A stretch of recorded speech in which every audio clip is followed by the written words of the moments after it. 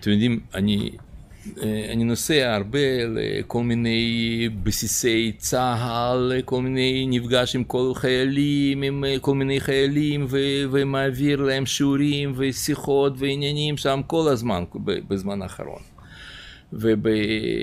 ושבתות, יש איזושהי יחידה כזאת שהחיילים של מובחרים ביותר, כאילו הסיירת צנחנים, ושם בנוי מסיירת צנחנים, מגלן ועוד שם כמה כאלה חבר'ה רציניים מאוד, ואני והבן שלי, אנחנו כבר שם שבת שנייה, כל השבת מעבירים יחד איתם שיחות ומעבירים שיעורים וכו'. אז אני אמרתי להם שם באחת השיחות שאני כל כך מקנא בכם.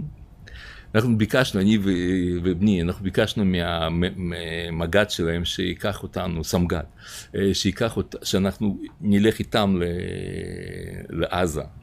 והם לא הסכימו, כאילו אנחנו לא מגויסים וכל זה, לא הסכימו לקחת אותנו. אבל מאוד מאוד רציתי לבוא איתם. ואמרתי להם, אני מקנא בכם קינה שחורה, קינה מרה. למה, ממה אתה מקנא? אמרתי, תראו לעצמכם שיש עכשיו מנהרת הזמן, ואתם טסים במנהרת הזמן עם כל הציוד שיש לכם, עם המאגים שלכם והנגב והגיל, יש כזה טיל כזה גיל ועוד ועוד ועוד, כל הכוחות שלכם, כל מה שיש לכם זה. עכשיו אתם במנהרת הזמן מגיעים לבוכנוולד ולטריבלינקה ולמיידנק, ואתם עכשיו מקבלים הזדמנות להילחם עם כל הרוע הזה ולשחרר את כל הצירים שם וכל זה. איך הייתם עושים את זה?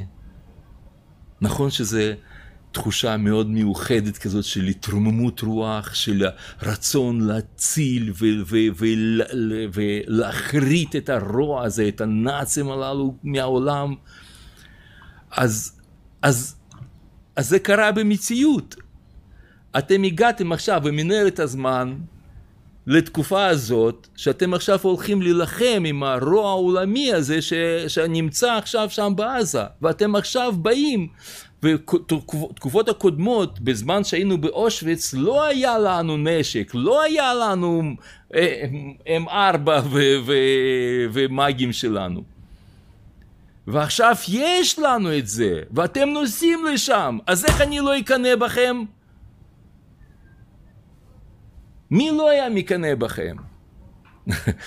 אז הם אומרים לי, טוב, המצווה באדם, כאילו, אנחנו שלוחים שלכם, אנחנו שליחים.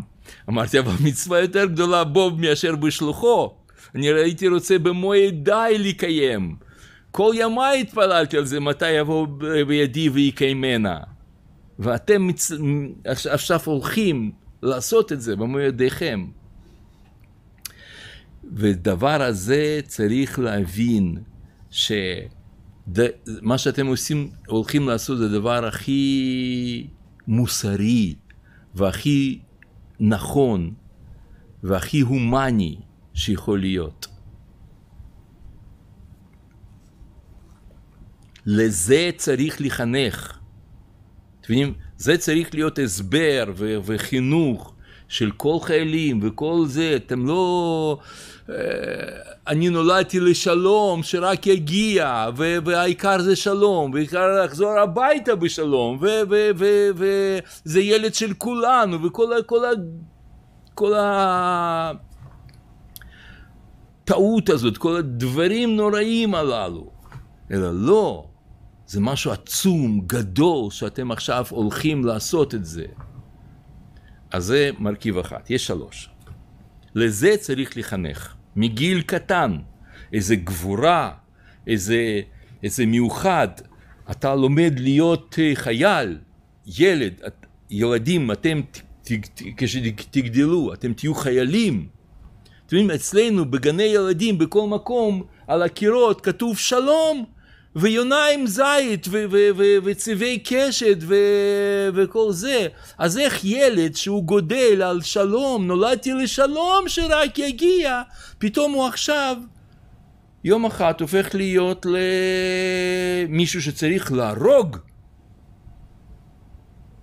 אתם יודעים, אין לו כוח לזה.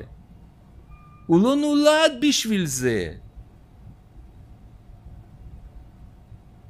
ולכן יש חולשה כזאת, אני לא רוצה לשלוח את הילד שלי, כי אולי הוא ייפול בשבי. אז זה צריך להיות שינוי.